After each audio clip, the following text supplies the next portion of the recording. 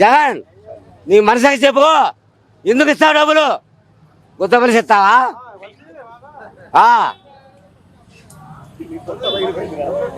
ఈ సుల్లిగాడి చెప్పమన్నా. ఏయ్ డోలసినారు ఆంతోనే 14 ఇంటి నెంబర్ దమ్ముంటే రా, లేదా నీ అనుజుని పంపించు కొత్త బయలు బద్ది. మంగళగిరి నియోజకవర్గంలో లావణ్య గారు వైఎస్ఆర్సీపీ పార్టీ నుంచి, లోకేష్ గారు టీడీపీ పార్టీ నుంచి, వీళ్ళిద్దరిలో ఎవరు నాయకత్వం వహిస్తారు, ఎవరికి మద్దతుగా ఉన్నారు? ఓకే అండి, మీరు అడిగిన సంబంధం చెప్తాను. సైలెన్స్. ఒకప్పుడు మురుగురావు డాక్టర్ ఎంఎస్ఎస్ గౌరవరావు గారు ఉన్నప్పుడు ఆయన బినామీ మురుగుడు హనుమంతరావు. ఇవాళ రోజున ఆర్కే రెడ్డి గారు తప్పుకున్నాడని చెప్పి ఆమెకి ఇస్తే ఎలా గెలిచిద్దండి? ఇది ప్రజాస్వామ్యం, రాజ్యం కాదు, ఇది ప్రజాస్వామ్యం. Is not allowed. లావనే రాదు. Is my promise. రాదు. ఎందుకు తెలుసా? ఇది ఫ్రాడ్. హనుమంతరావు ఎప్పుడైతే కాంగ్రెస్లో చేరి టీడీపీలోకి వచ్చాడో వాడికి నౌకలు లేవు అక్కడ. మరి వాళ్ళ మనవరాలనే కూతురును వాళ్ళ బంధువులు తీసుకొస్తే గెలుస్తుందని నమ్మకం ఉంది. ఒకటండి, మాకు ఆర్కే గారు అంటే చాలా నమ్మకం. ఆయన నిలబడితే ఆయన గెలిపిస్తాం. మేము లావణ్య కాదు, ఎవరు కాదు, గెలిపిస్తాం. ఒక్క ఆర్కే గారిని గెలిపిస్తాం. అది మరి ఇప్పుడు లావణ్య గారు లోకేష్ గారు వీళ్ళిద్దరి మధ్య పోటీ ఎలా ఉంటుంది? చాలా రసవత్తరంగా ఉంటుంది. చెప్పనా? ఒకడున్నాడు గంజి చెప్పి,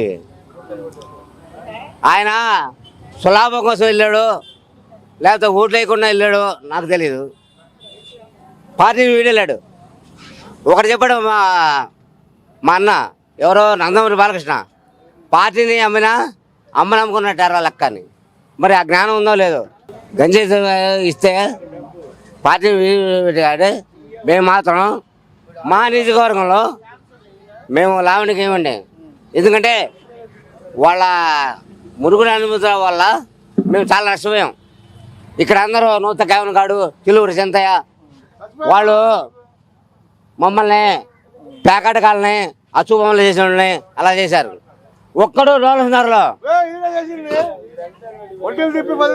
అటు ప్రకాశం అవతల పక్క ఇటు స్వంతమేమండి. ఎవడు పగల ఈ మధ్యలో చర్చ ఉందంటే ఇది మోసమే. అంతా మోసం వల్ల బతుకుతున్నాం. దొండ మోసం తింటాం, నిద్రపాటం. ఎవడు వస్తాడు రానివ్వమన్నాడు. ఓటుకి డబ్బులు ఇచ్చేదండి,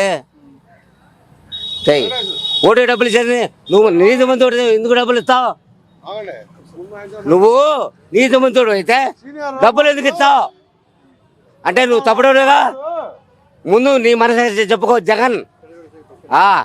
జగన్ నీ మనసుకి చెప్పుకో, ఎందుకు ఇస్తావు డబ్బులు? గుత్తపల్లి ఇస్తావా?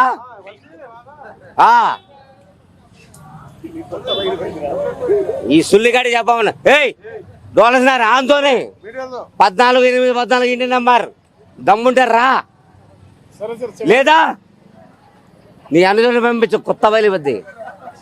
ఇప్పుడు మంగళగిరి కాన్స్టిట్యూన్సీ లో వచ్చారు లావణ్య గారు లేదంటే లోకేష్ గారు, ఎవరు నాయకత్వం వస్తారు? లోకేష్ గారు వస్తే బాగుంటుంది. ఎందుకంటే చాలా బాగుంటుంది ఆయన వస్తే. ఎందుకంటే ఆయన కష్టాల సుఖాలు తెలిసినవాడు. ఒకసారి పోటీ చేసి ఓడిపోయినాడు.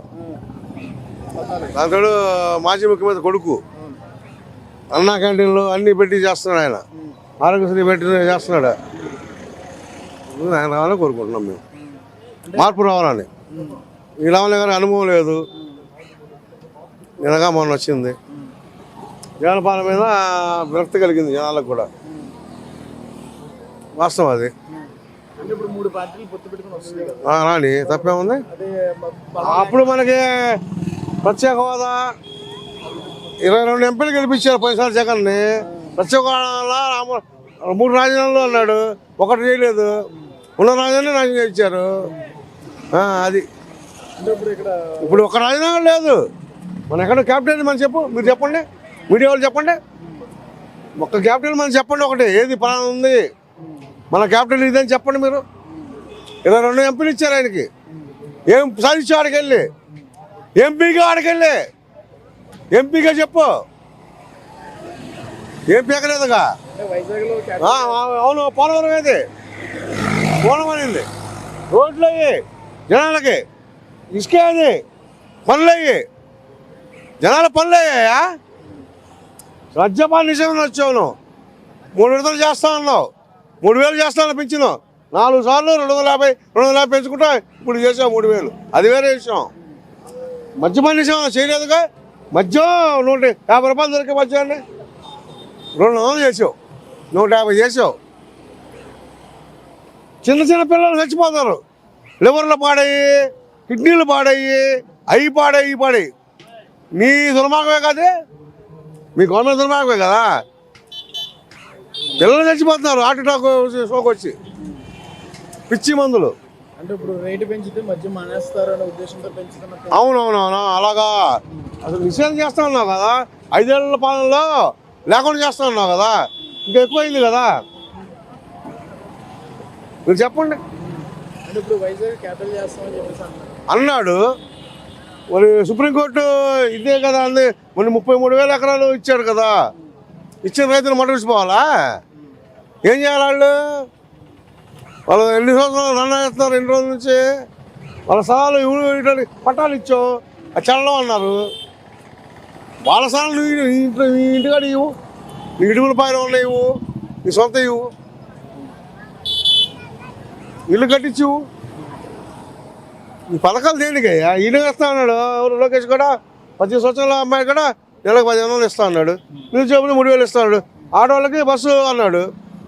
బాగున్నాయి సూపర్ 6. అంటే వీళ్ళిద్దరి మధ్య పోటీ ఎలా ఉండబోతుంది? వీళ్ళిద్దరి మధ్య పోటీ ఎలా ఉంటుంది? ఈసారి రాడు, ఒక్క అవకాశం అయిపోయింది అవకాశం. అంటే ఇక్కడ ఈ కాన్స్టిట్యూన్సీలో ఈ కానీ లోకేష్ వస్తాడు, లోకేష్ రావాలా. అంటే పోటీ ఎలా ఉండబోతుంది మెజారిటీ వైజ్ కానీ? మెజార్టీ 70,000 మెజార్టీ లోకేష్కి వస్తుంది. 5,000, 10,000, 6,000 ఓడిపోయాడు పోయినసారి. 6 రోజులతో కంచి ఓడిపోయాడు ఆర్కే మీద. ఆయన పోటీ చేయట్లా. ఇప్పుడు ఎవరో కొత్త పెట్టాడు పురుగురావు కోడల్ని. సపోర్ట్ ఉందండి బ్యాక్గ్రౌండ్ ఉంటుంది, కులం సపోర్ట్ ఉంటుంది. కులం సపోర్ట్ ఎవరికి కావాలా? ఈరోజు కొంచెం జనాలు చదువుకున్న వాళ్ళు ఎవరు కులం మాట అనేది.